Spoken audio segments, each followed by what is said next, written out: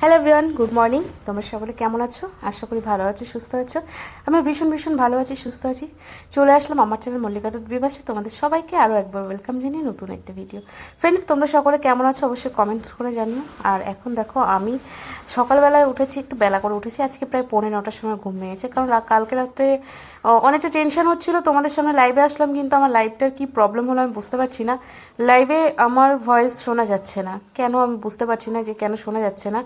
সবাই কমেন্টস করছো যে নো সাউন্ড নো সাউন্ড, কিন্তু বিশ্বাস করো আমি এখানে কোনো মিউট করিনি, কিন্তু কেন সাউন্ড পাচ্ছে না বুঝতে পারছি না। প্রথমে আমার চ্যানেল মল্লিকা ডট ঘুন্টুতে হয়েছে, আর এখন মল্লিকা ডট বিভাসে হচ্ছে, কেন বুঝতে পারলাম না।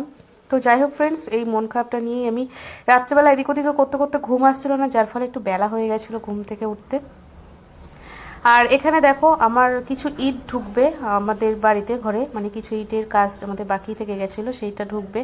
তো তার ফলে এই জায়গাটা আমি পরিষ্কার করে দিলাম। দেখো কত সুন্দর পরিষ্কার হয়ে গেল। তো যাই হোক, আমি এরকম পরিষ্কার করে রাখতে ভালোবাসি, তাই এরকম পরিষ্কার করে রাখি। কিন্তু আমাদের বাড়িতে আরও যারা ফ্যামিলি রয়েছে, তো তারা অবশ্য চায় না যে এটা কোনো রকমভাবে পরিষ্কার থাকুক বা পরিষ্কার করে রাখা হোক। তো যার ফলে আমি তো আমাকে নিজেকেই কষ্ট করতে হয় এর জন্য। তো যাই হোক, আমি আর কিছু বললাম না, বেশি কিছু বললাম না ফ্যামিলি নিয়ে।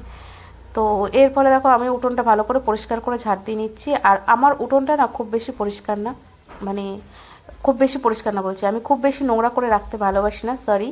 তো আমি সবসময় এইভাবেই পরিষ্কার করে রাখতে ভালোবাসি, যতটুকুই থাকুক না কেন আমি এইভাবেই পরিষ্কার করে রাখি।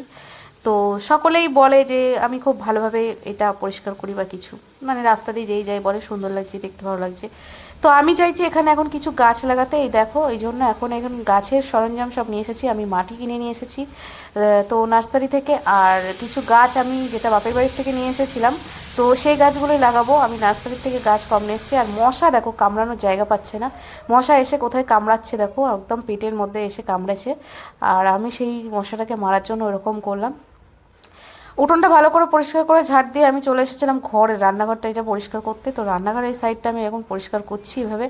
গতকালকে আমার ছেলে একটা নতুন ভালো কাপ, জানো তো, 20 টাকা দাম নিয়েছে। কাপটাতে না পুরো 12টা বাজিয়ে দিয়েছে, নিচে ফেলে 2 টুকরো করে দিয়েছে। তারপরে দেখো, এখানে আমি মুড়ি নিয়ে বসেছি একটু। আমি সকালবেলা ব্রেকফাস্ট বলতে একটু চা আর মুড়ি খাই, তোমরা সকলেই জানো। তো দেখো, আমি এখন চা আর মুড়ি এখন খেতে বসে পড়েছি। আর ভয়েসটা যদি একটু কোনো গন্ডগোল হয় কিছু মনে করো না, কারণ আমি রান্না করতে করতে ভয়েস দিচ্ছিলাম। আর এদিকে আমার প্রেশারে সিটি বাজছিল, যেটাতে এখন রান্না হচ্ছিল, তাতে সিটি পড়ছিল, ওই জন্য কিছু মনে করো না ফ্রেন্ডস। তো যাই হোক, তারপর আমি দেখো এখানে অনেকগুলো কথা বলছিলাম, আর এই দেখো বাচ্চাদের মতো ঠোঙা ফোলাতে শুরু করে দিয়েছি, কারণ এখানে এখন ঠোঙাটাকে ফাটাস মানে বাস্ট করবো আর কি। যাই হোক, এটা করতে আমার খুব ভালো লাগে বাচ্চাদের মতো। তো তারপরে চলে আসলাম আমি এখানে রান্না করতে। তো রান্নার জন্য আমি এখন প্রিপারেশন নিচ্ছি। আর এই যে এখানে মশলা কষিয়ে নিচ্ছি, ভাতটা আমার অলরেডি হয়ে গেছে।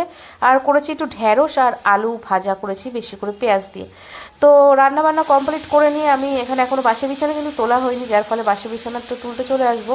তো এখানে আমি রসুন ছাড়িয়ে নিচ্ছি, কিছু রসুন ছাড়াচ্ছিলাম। আর যাই হোক, কিছু কাজের সূত্রে, ছেলের স্কুলের সূত্রে একটু কথা বলছিলাম। কাল সোমবার, কালকে ছেলের ভর্তি করার জন্য একটু স্কুলের দিকে যেতে হবে, তো সেটার প্রিপারেশানই নিচ্ছিলাম আমি আর কি। তো চলো বন্ধুরা, ভিডিওটা তোমাদের কেমন লাগলো অবশ্যই কমেন্ট করে কিন্তু বলো। ভালো লাগলে অবশ্যই এটা লাইক করে দিও। আমি একটু মাংস নিয়েছিলাম, যেটা আমি প্রেশারের মধ্যে দিয়ে দিলাম। একটু দেরি হয়ে গেছিলো আমার, 11:45 বেশি, মানে 11:30 বেশি বেজে গেছিলো। আমি খেতে দিতে পারবো না, তাই ঝটপট করে কাজ করছিলাম। আর এদিকে দেখো বিছানা কাঁথাগুলো সব পড়ে রয়েছে। তো এখন চলো বিছানাটা একটু রোদ্দুরে দিয়ে দিই। এখন গেছিলাম আমি, এখন বালাপোষটা গিয়েছি বাইরে রোদ্দুরে দিতে। তো চলো বালাপোষটা বাইরে রেখে দিয়ে আসি, ওকে একদম লাশ ফেলে দিয়ে আসি, এরকম অবস্থা। মানে বালাপোষটা এত ভারী যে কি বলবো। তো চলো, এখন বালাপোষটাকে আমি রোদ্দুরে দিয়ে দিয়েছি, আর এখন মশারিটাকে ভালো করে গুটিয়ে নিচ্ছি, গুটিয়ে আমি ওখানে রেখে দিচ্ছি। আর এর ফলে আমি বিছানাটাকে ভালো করে ঝেড়ে নেবো। কাজ করতে করতে সেই যত বলে না যে কথাতেই আছে, তাড়াতাড়ির নাম হচ্ছে লোকসান, সেই কথাতেই আছে না, মানে যত তাড়াতাড়ি করতে যাচ্ছি তত জড়িয়ে যাচ্ছে। এই দেখো আমি এখানে কি করলাম, বালিশটাকে এভাবে রাখ, তোমাদের দাদা যে বালিশটা শুয়েছিল সেটাতে আমি ভালো করে ঠিক করে রাখতে গেছি। আর যার ফলে কি হলো দেখো, আমি তো বুঝতে পারিনি যে এতটা মানে খারাপ পরিস্থিতি হয়ে যাবে এই বালিশটার। আমি তো খেয়ালই করিনি আর কি, মানে মাথাতেই নি। এই যে প্রথম বালিশটা রাখলাম, এই দেখো দ্বিতীয় বালিশটা রাখতে গিয়ে দেখি কি ভেতর থেকে সব কিছু বেরিয়ে গেছে। তো যাই হোক, আমার মাথাটা তো প্রচুর গরম হয়ে গেছে এটার জন্য, যে কি করব এখন। তোমাদের দাদা খেয়াল করিনি, বলছি যে দেখো কি অবস্থা হলো। তো তো আমি তো বের করলাম না, ভাবলাম এটা দিয়ে সেলাই করে দেবো। কিছু করার নেই, সব তুলোগুলো বাইরে বেরিয়ে গেছে। তো এই তুলোগুলো ফুলিয়ে আমাকে নতুন করে একটা বালিশ তৈরি করতে হবে। কিন্তু ফ্রেন্ডস এখন হাতে অত বেশি টাকা পয়সা নেই, আমি কি বলবো। তো যার ফলে আমি এখন এগুলো কিছু করব না, এখন এটা রেখে দিচ্ছি। যদি কখনো হয় তো তখনও করবো, না হলে ফেলে দেবো, কিছু করার নেই। তো যাই হোক, চলো বন্ধুরা, ভিডিওটা শেষ পর্যন্ত তোমরা দেখতে থাকো। কেমন লাগলো অবশ্যই কমেন্ট করে বলতে থাকো। আমার দেখো হয়ে গেছে, এখন বিছানাটা ঝেড়ে নেবো পুরো টোটালি। আর কত দেখো তুলো বেরিয়ে গেছে, কত তুলো পড়ছে। তো তোমরা সকলে ভালো থেকো, সুস্থ থেকো, দেখা হবে তোমাদের সাথে আবার একটা নতুন ভিডিওতে।